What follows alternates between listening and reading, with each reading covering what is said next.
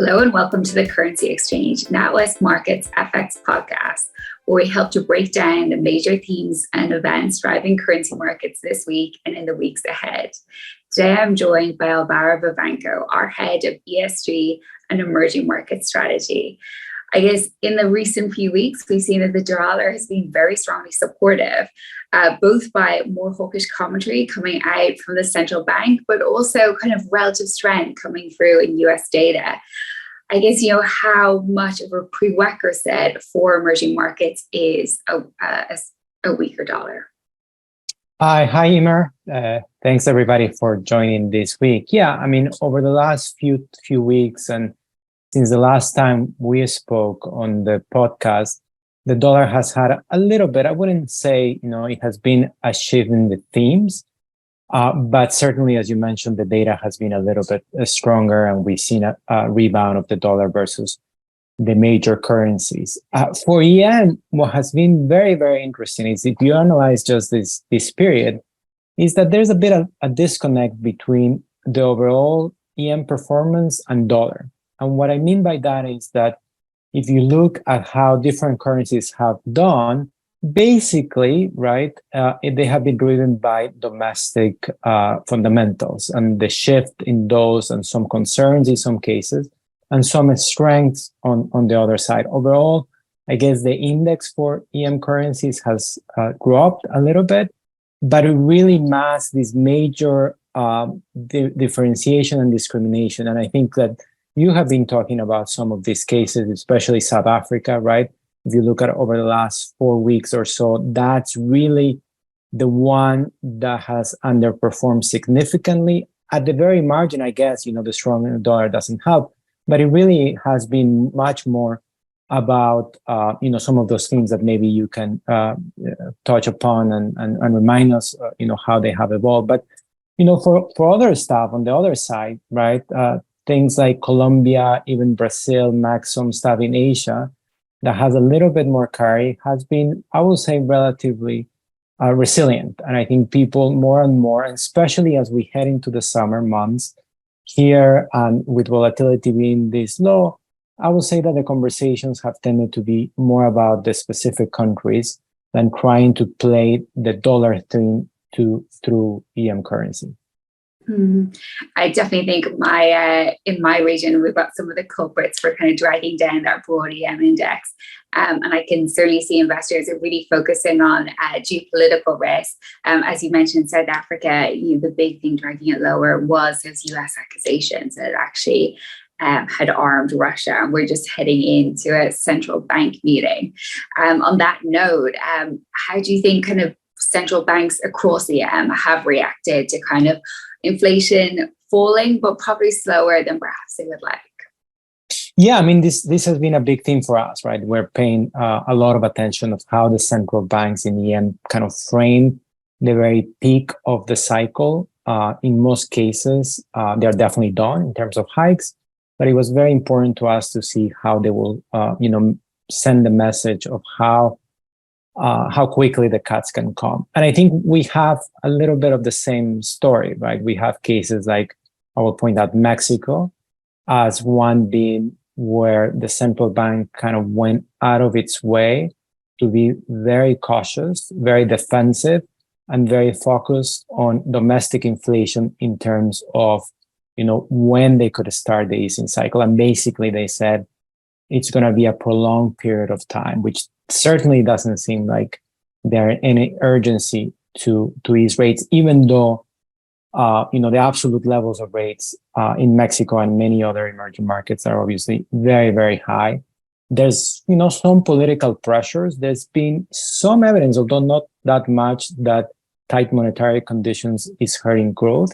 But what we have seen in cases like Mexico is just we have done so much over the last few years, really, since COVID, to tighten conditions. Let's not risk the market pressuring us too much, and let's just be very conservative and manage that process very carefully. As you have been pointing out, the other extreme is clearly Hungary, but even in that case, I think we saw more of a balanced message that maybe we were expecting. So, maybe you can comment on that as well.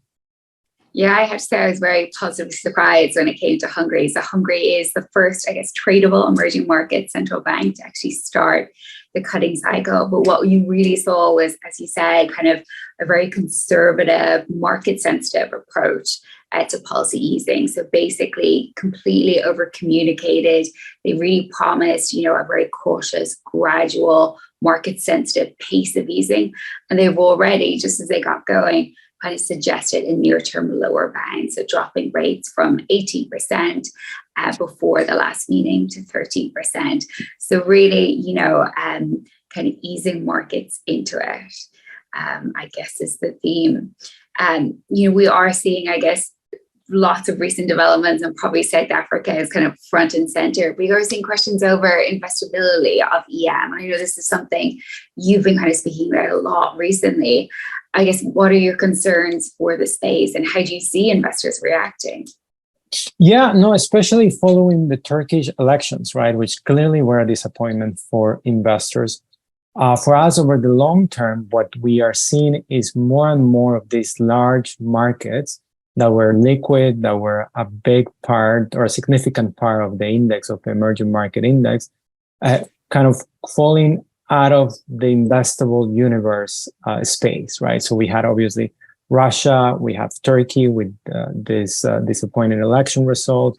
We have the noise in South Africa that you have been mentioning, which is different than kind of the day-to-day, concerns about policy, concerns about how central banks or ministers of finance are managing the cycle. It really goes to whether over the long term, on a structural basis, you want to put capital in these countries. These are, very deep kind of concerns.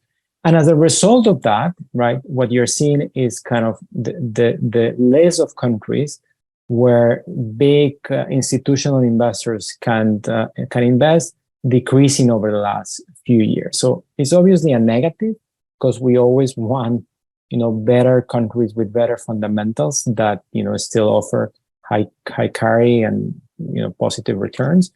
I also think the other side of that is that it is a very positive development for the countries that have performed well in terms of the policy response over the last few years, and they're big and they're liquid, right? And things like Mexico and to some extent Brazil are at the top of the list, which the positioning in the fixed income markets, as we have been describing over the last few months, it really has not come back anywhere close to where it was before the pandemic. And I think kind of the case for emerging market as a whole is still fairly strong. There's still a lot of appetite to increase the participation of global investors in emerging markets, but just the list, if the list is smaller, then you have to concentrate in a few of these countries. So I still think that, on a structural level, this is positive for the countries that, are doing their homework and are doing the right thing, and they're going to be rewarded at some point.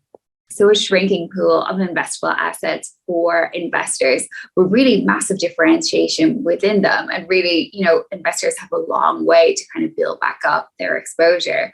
I guess with that in mind, what are your top goals for emerging markets going forward? And what's the broad outlook for EM? Yeah, we have been positive on emerging markets, especially high currency, high carry, high beta currencies since the last quarter of last year. So, these teams have already played a lot. There's been some positive performance, very resilient, as I was mentioning at the beginning. I would say at the margin, going into the period of less liquidity, we are a little bit more tactical or a little bit more conscious of levels. But I think the themes of EM carry, low volatility, relatively still weaker dollar overall, even though, we have seen a little bit more of the positive factors coming through. I still feel that there are a few places, Brazil being one of them, Poland in your space, India, that on a relative value basis, at the very least, still offer quite a bit of value. And this is a combination not only of carry, right? We're not long carry for the sake of being long carry, but we think that, again, the central banks being fairly hawkish, very conservative, the fundamental story, and also valuations, right? And I think that that's where there's a little bit of misunderstanding of, where the levels are. I think that we need to look, over the last few years and really go back to 2019, 2018 to see where, these cyclical factors affect currency. So we're still fairly constructive. On EM, we're very, very specific in which countries make sense and which don't, as we have been highlighting. But for now, I think it's difficult to see a very, very strong return of the dollar overall across emerging markets. Well, that positive outlook, I will call it a wrap there. Alvaro, thank you so much for joining us. If you did like the podcast, please do click like and make sure to subscribe so you get the latest episode first.